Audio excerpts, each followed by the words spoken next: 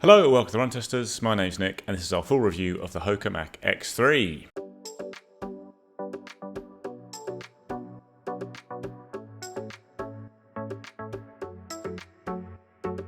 The Mach X3 is the follow-up to the Mach X2, as you might expect, which was one of the best shoes of 2024, in my opinion. A really fast plated trainer that had loads of bounce, loads of fun, loads of versatility, but had a bit of a flaw with the upper that was a little bit uncomfortable, a bit too racy, and lots of people found that it chewed them up around the heel in particular.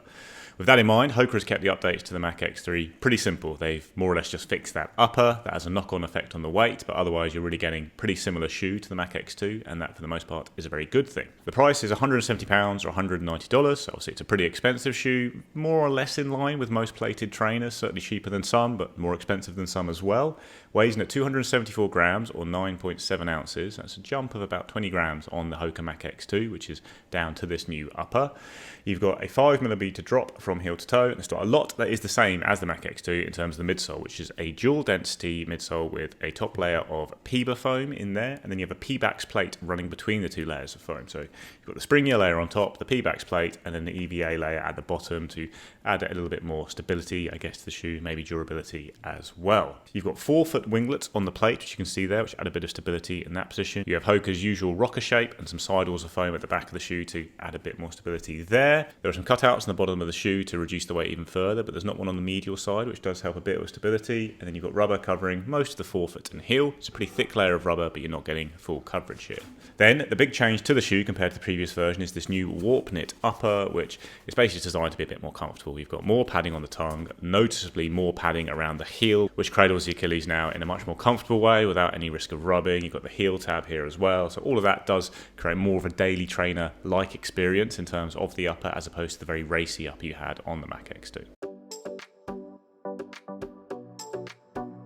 Quick word on fit then, and Hoka sent me a UK 9 of these. I would usually run in a UK 8.5 in Hoka, but that's a UK 9, US 9.5, and I would say the fit is still very hugging.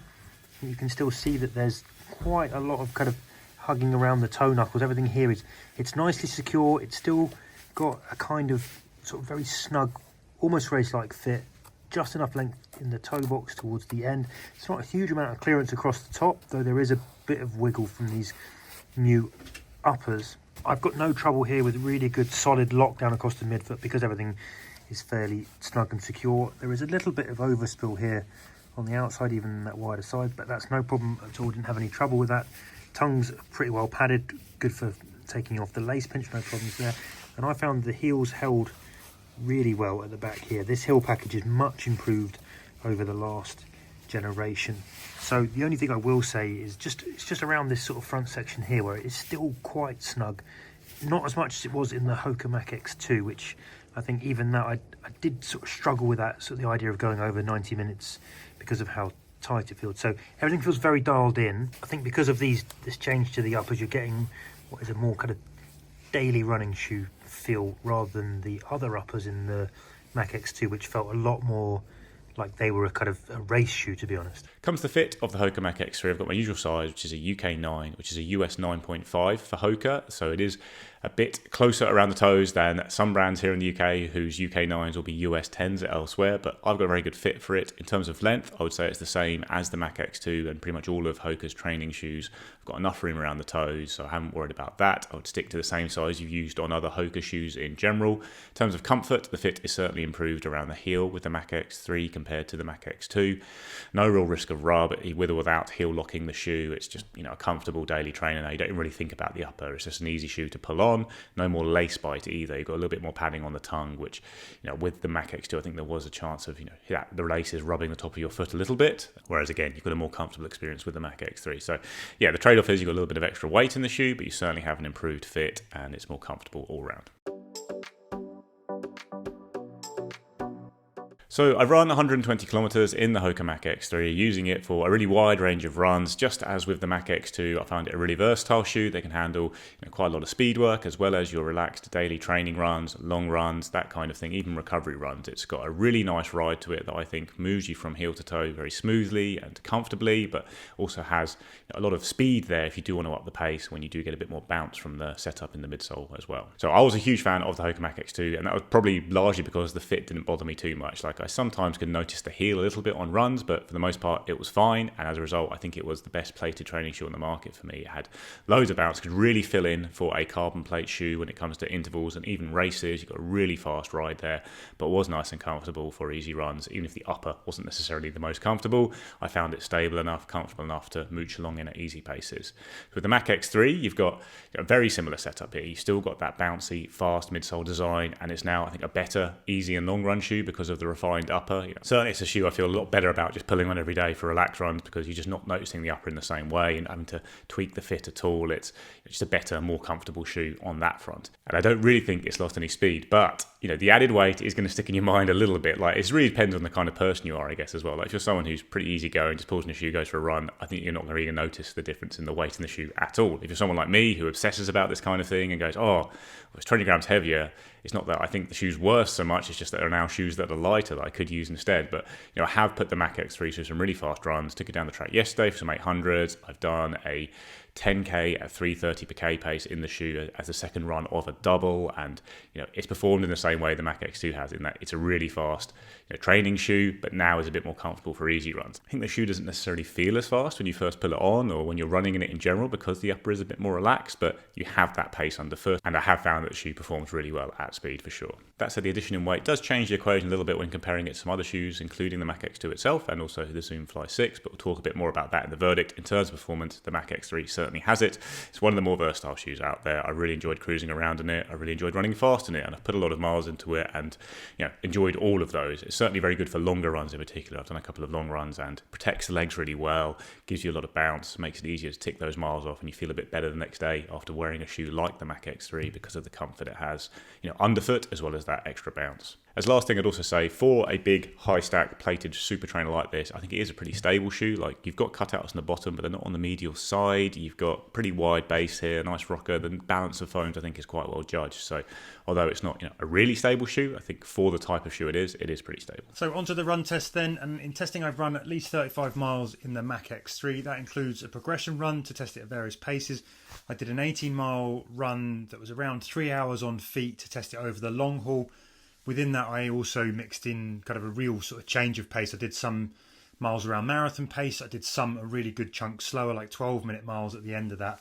I've run on road. I've run light off-road. I've run in wet and dry conditions. So a really good all-round test of the shoe. And the first thing to note, I think, is the improvement in the comfort. I think the new warp knit upper is softer. It's more breathable. It makes everything feel less racy and a bit more sort of daily shoe than the Mach X2. But that step-in feel is definitely more accommodating, and I think it works a bit better for sort of regular daily and longer mileage.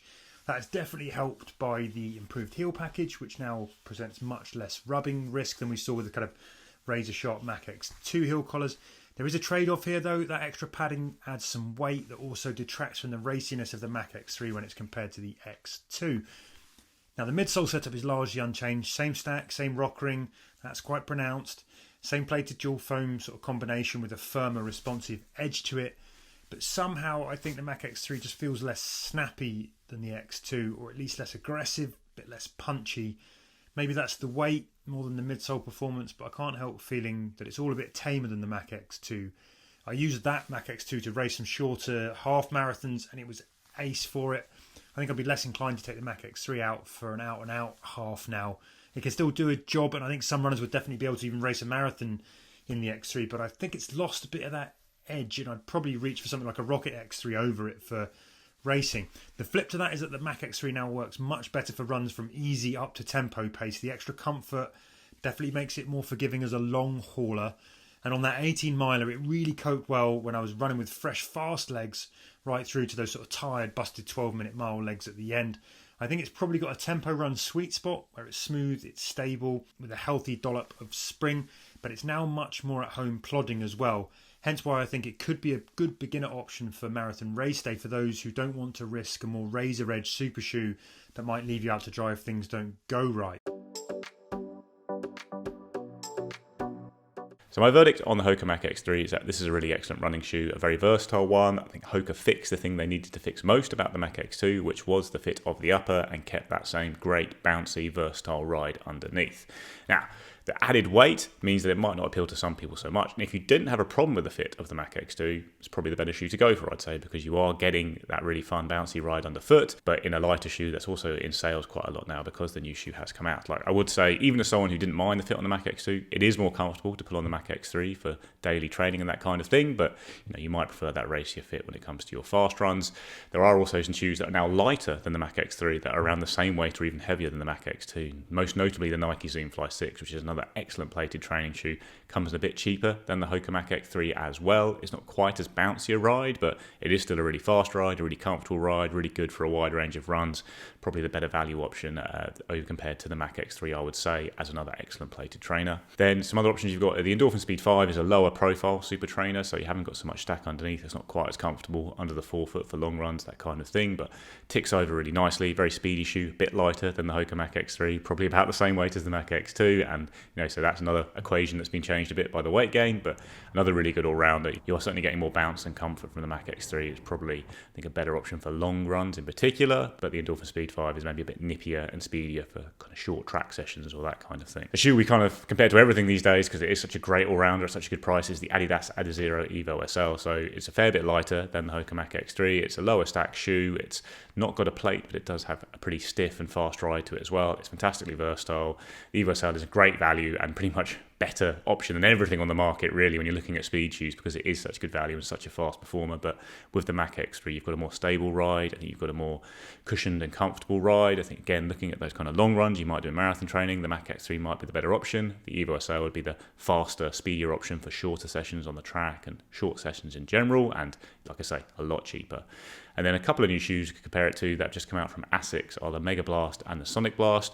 The Mega Blast is a plate-free super trainer that's incredibly expensive but incredibly good. The Sonic Blast is a plated trainer around the same price as the Mach X3, and I simply don't like the Sonic Blast as much as the Mach X3. Like it's a little bit lighter, but it's firmer, stiffer, a bit slappier.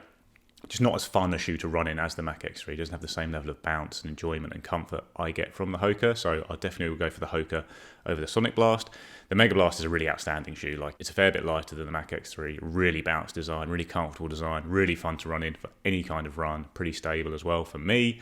Bit more expensive than the Mach X3 though, and I think on performance it's very similar. So the better value shoe for me would be the Hoka, which is also so fun to run in at all those different paces. So yeah, I think it's definitely a very strong option to consider on the market. Like I say, the new fit is definitely an improvement to the shoe. I think it probably makes the shoe a better all-rounder in general, but if you don't mind the racier fit of the Mach X2, you'll probably find that in a sale and you'll get a slightly lighter shoe with the same fantastic ride underfoot. Verdict then, and I think the Hoka Mach X3 definitely offers improved comfort.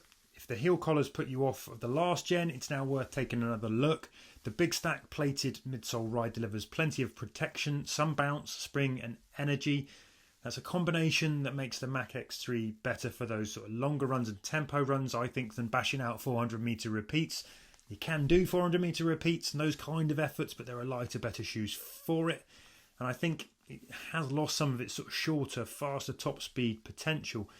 The X3 is certainly not as snappy as it was, or as the Saucony Endorphin Speed 5 remains. I actually think the Asics Sonic Blast also maybe slides into view here as well. However, the Mach X3 is lovely to run in. It's still got great range, maybe even better than the X2, and I think it will now appeal to a wider group of runners. It's still a really cracking option for versatility and for value that drops in beneath those super shoes out there. That's a review of the Hoka Mach X3. Let us know what you think in the comments below. Please do like and subscribe, ring the little bell, and we'll see you next time.